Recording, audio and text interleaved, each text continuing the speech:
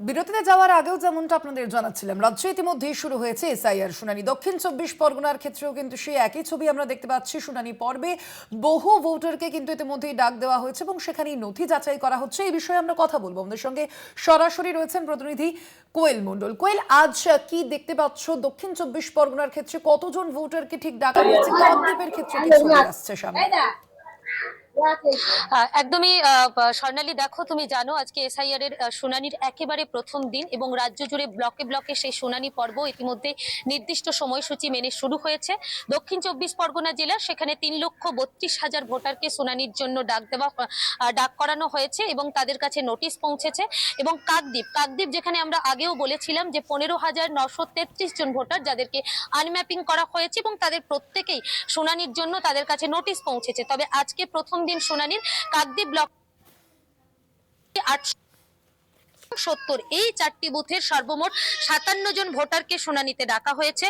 নির্বাচন কমিশনের বেঁধে দেওয়া যে সময়সূচি, সেই সময়সূচি এবং নিয়ম মেনে ইতিমধ্যে কাকদ্বীপ ব্লক যে অফিস, সেই কাকদ্বীপ ব্লক অফিসের যে বিবেকানন্দ ভবন রয়েছে, সেই বিবেকানন্দ ভবনের ভেতরে সেই 57 জন যাদেরকে শুনানিতে ডাকা হয়েছে, সেই প্রত্যেক 57 জনকে ভেতরে বসিয়ে তাদের শুনানি পর্ব শুরু হয়েছে। 10 জন মাইক্রো অবজারভার, একজন এইআরও এবং এই যে 4টি বুথ, যে 4টি বুথের ভোটারদের ডাকা হয়েছে, সেই 4টি বুথের বিএলওরা কিন্তু এই ঘরের ভেতরে উপস্থিত রয়েছেন। সেখানে বিভিন্ন রকম কিন্তু অভিযোগে তাদের আনম্যাপিং করা হয়েছিল। কারোর নাম বাদ যাওয়া, কারোর বাবার নামের সঙ্গে গড়মিল, কারোর বাবা থেকে সন্তানের যে বয়সের পার্থক্য সেটা একেবারে অবিশ্বাস্যযোগ্য। এই নানান কারণ দেখিয়ে কিন্তু আনম্যাপিং করা হয়েছিল। সেই 57 জন ভোটার এই মুহূর্তে ভেতরে রয়েছে। সুষ্ঠুভাবে এখনো পর্যন্ত কিন্তু শুনানি প্রক্রিয়া চলছে। তাদের বিভিন্ন রকম নথিপত্র যাচাই করা চলছে। যারা মাইক্রো অবজারভার রয়েছেন, এই আরো রয়েছেন, তারা প্রত্যেকে কিন্তু এই যে নথি যাচাই, সেই নথি যাচাই করছেন। এবং বাইরে বহু মানুষ রয়েছেন, তাদের পরিবারের সদস্যরা, তারাও কিন্তু শুনানিতে এখানে ভেতরে রয়েছেন। তারা কি বলছেন আমরা একটুখানি শুনে নেব। আপনার বাড়ির কে এসেছে? আমার এদিকে তাকিয়ে বলুন, কে এসেছে? আমার স্ত্রী। কেন শুনানিতে ডাকালো? কি সমস্যা ছিল? ওর সমস্যা বলতে ওই 2002-এর এর লিস্টটা পাইনি বলে ওই জন্য সমস্যা। এখন তার বাপের বাড়ির সব ডকুমেন্টস নিয়ে আসতে বললো, নিয়ে এসছি, দেখা যাক কি হয়। আপনার নাম এসেছে তালিকায়? হ্যাঁ, আমার নাম এসছে।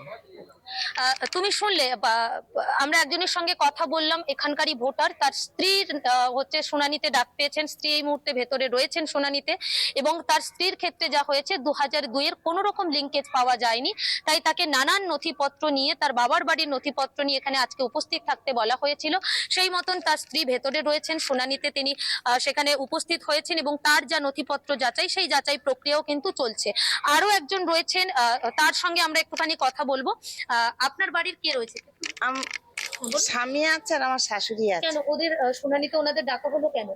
ওই যে নাম ওঠেনি, তালিকায় নাম ওঠেনি? তালিকায় নাম ওঠেনি। কেন, কি ভুল ছিল, কি সমস্যা ছিল? ওই 2000 ওই ভোটটা তখন কি হয়েছে বলতে পারবো না তো আমরা সব। হ্যাঁ, সমস্ত নথিপত্র হ্যাঁ, নিয়ে হ্যাঁ।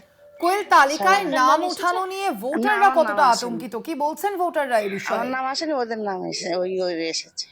এই যে আপনাদের নাম এলো, শাশুড়ি এবং স্বামীর নাম এলো না, এই শুনানিতে ডাক পেলেন তারা, কোথাও গিয়ে কি আতঙ্কিত যে নাম আদৌ উঠবে কি উঠবে না? কেন আতঙ্কিত হব, আমাদের তো সব আছে। কোনো কারণে হয়তো ভুল হয়ে গেছে, তাই ওঠেনি। তুমি শুনলে স্বর্ণালী, এই ভদ্র মহিলা তিনি বাইরে অপেক্ষা করছেন আর শুনানি গৃহের মধ্যে তার স্বামী এবং শাশুড়ি রয়েছেন। তাদের নাম বাদ গিয়েছে খসড়া তালিকা থেকে।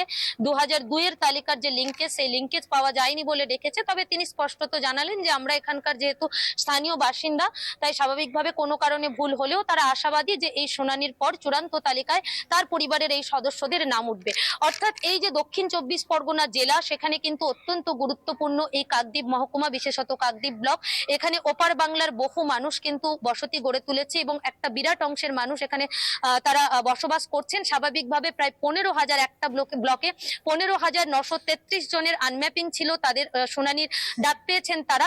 এবং এই যে শুনানি পর্ব চলছে, নথি যাচাই চলছে, এরপর এই 15,933 বার আমরা যদি জেলার কথা বলি, 3,32,000 ভোটার যারা শুনানিতে ডাক পেয়েছে, এই শুনানির পর, নথি যাচাইয়ের পর কতজন নতুন করে ভোটার তালিকায় নিজেদের নাম নথিভুক্তি করতে পারে বা কতজনের নাম আবার নতুন করে বাদ যেতে পারে, সেই দিকেই কিন্তু তাকিয়ে রয়েছে দক্ষিণ 24 পরগনা একেবারেই জেলার কোয়েল, অর্থাৎ ভোটাররা। বোঝাই যাচ্ছে স্বর্ণালী। ভোটারদের মধ্যে কিন্তু কোথাও গিয়ে একদিকে যেমন আশা রয়েছে, আবার ভোটার তালিকায় নাম না ওঠার আতঙ্ক রয়েছে, এবং সব মিলিয়ে চলছে এই শুনানি পর্ব।